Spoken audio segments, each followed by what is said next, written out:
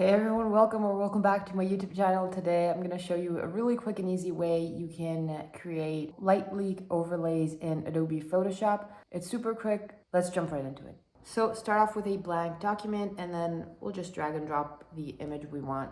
Go to the adjustment icon at the bottom right of your screen. Select gradient and now you're going to click on that gradient.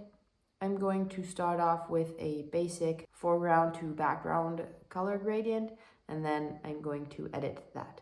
So I'll just add more blacks, and now depending on where you want your light leak to be, you can just move this around, change its color to the color of your light leak. I'm gonna go with a yellowy tone. You can obviously play around, add more of them as well. Once you're happy with your gradient, press OK. You can change the angle of it, adjust the scale, press OK when you're happy with it. And last thing you're going to do is change the blending mode from normal to screen. Obviously, everything is still fully editable, so if you don't like the colors, the position of the gradient, and all that good stuff, you can just double click on the colors and change them up if you want a more reddish tone. You can also pile them one on top of the other. So for example, if I wanted to add a rounder one, I could just do the same thing, go to gradient, start off with a basic, and then we're gonna add bluish purple. Press OK, and then in the style, go to radial. That way you get a circular one.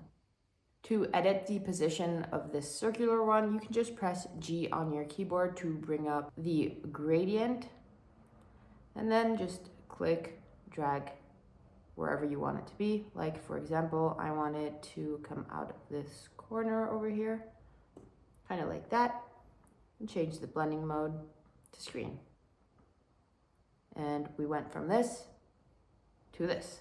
You can obviously add even more and play around with the positioning and how many lines you want and light beams or whatever. What I usually like to do is just convert all my layers into a smart object and then add some noise just to give it that little grain that will kind of make it more look like film or analogic stuff.